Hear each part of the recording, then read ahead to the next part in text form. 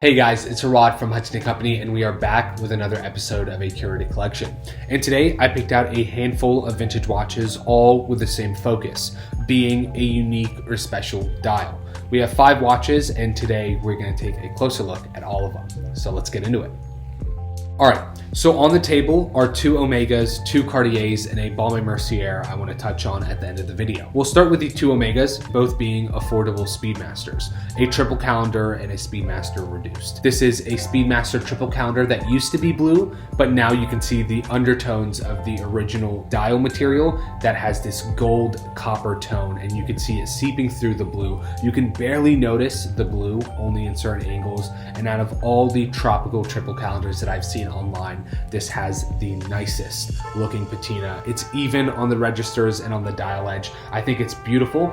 And if you know anything about Speedmasters, you know that true Speedmasters from the 70s and 80s that have tropicalized into this chocolate brown color fetch tens of thousands of dollars in the auction. So to have this well under $5,000 is a cool alternative that is still in line with the heritage of the Omega Speedmaster, being an Omega Speedmaster, and I think this is a beautiful dial configuration. I know many people don't like patina dials and tropical dials. They see it as just damage. But this one with its even patina, I think looks amazing, and it is super unique compared to other Speedmaster reduced and triple calendars that you find on the market. This is just a nice change of pace, and it's still affordable. Again, well under $5,000.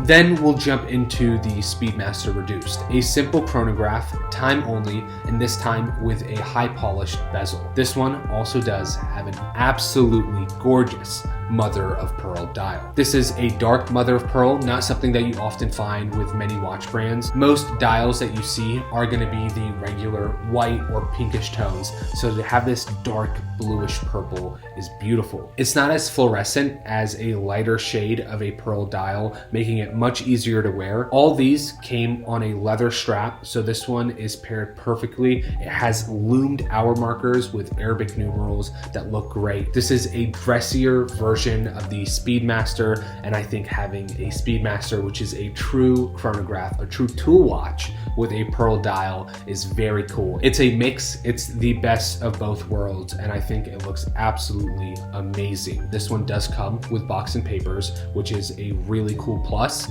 and it's still well under $5,000. Even though these are super rare and were only produced for just a few years, not a lot of people know about these, and they're not really that popular. So this makes it an undervalued and underappreciated timepiece that is a perfect choice for anybody looking for a stone dial, because these mother of pearl dials do count as a stone. It's not a true pearl on the dial. It is the inner shell of an oyster that they use to make these dials. So it's super unique and super cool. I love these dark pearl dials on both Seamasters and Speedmasters. I think Omega did a great job with these, and I really do think that they deserve a bit more appreciation than they get in the world of Speedmasters. So now we'll switch from the Speedmasters to Cartier.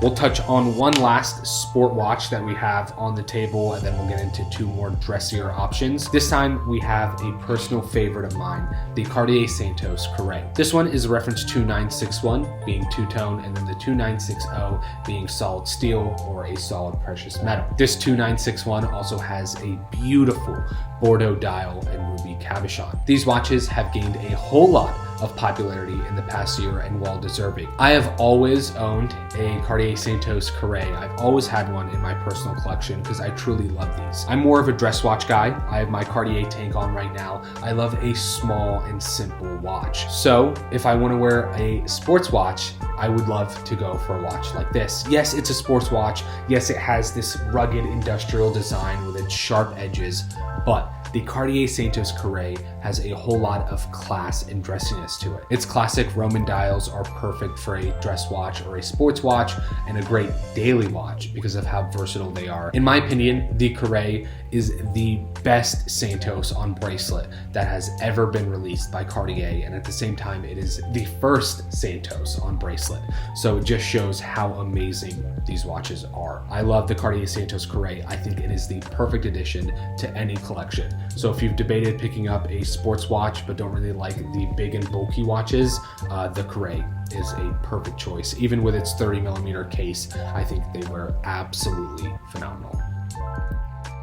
And now, staying in line with the brand, we have another Cartier from the same era, but a very funky and unique one. This is a pre-must Cartier tank coming from around 1975 and only produced for about a year, with what is said to only have about 3,000 examples ever produced for both the New York and the London boutique. The New York boutique got the jumbo size of this very unique Cartier tank, and then the London boutique got this 24 by 30mm cased Cartier. The 24 by 30 is going to be closer to that Cartier tank Louis size, so if you love this size, then look for the London edition. But if you love that jumbo case, the New York boutique one is going to be the one for you. As you can see, it has a true wood dial and case sides made from Brazilian rosewood, and again, only produced for about a year, with only about 3,000 ever made. These are super unique and funky, straight from the 70s, so it makes sense. It has applied Roman numerals and that Cartier in cursive, with an 18 karat gold plated case and those Brazilian rosewood case sides. This is funky,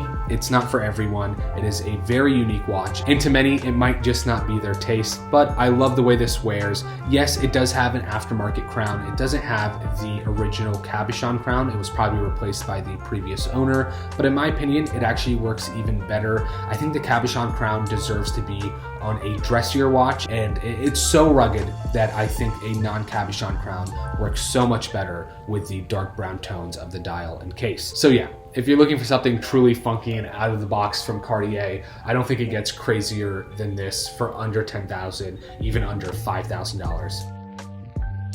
And then we'll end it with Baume Et Mercier. I want to touch on the 70s specifically because there's some important things that happened in the brand during this time. In 1964, Piaget actually acquired the Baume Et Mercier brand.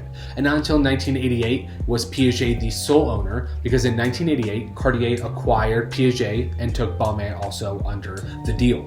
So from 1964 till 1988, then we have Piaget looking over this brand and being the sole owners of Baume Et Mercier. Piaget was at the top of their game in the 70s when it came to dial craftsmanship, specifically pave dials, but also stone dials. And if you look at the Baume Et Mercier brand, only in the 70s and early 60s did we see Baume do some very unique stuff with their dials. If it was a stone dial or even alligator dials like one that we recently had for sale in the watch shop. So that must mean that Baume Et Mercier was getting these stone dials with the help of Piaget, also making it a perfect alternative to the very expensive Piagets that we now have in the market with these rare and unique stone dials. I don't have exact confirmation that these stone dials were done and sourced by Piaget for Baume Et Mercier, but I have seen online examples of Baume Et Mercier stone dials with the Piaget name on it. So if you put two and two together, it makes sense.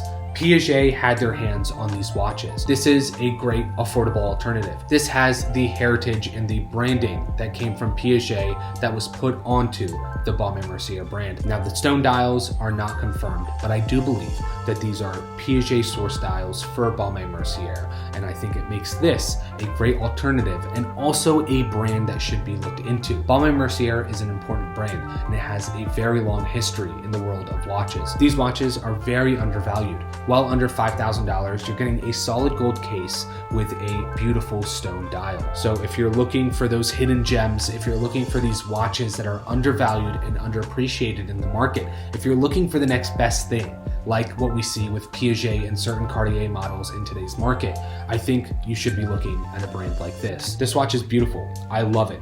And it is available right now, just like these other 4 vintage watches in the Vintage Watch Shop over at huntingtoncompany.com. And there are a bunch of other beautiful and amazing vintage watches. As always, if you guys have any questions, reach out to us in the comments below or reach out to us on any forms of social media or email. I'll make sure to personally respond to any questions you guys have. And if you end up picking up any of these beautiful vintage watches or any other vintage watches in the shop, I promise you, none of these will ever disappoint.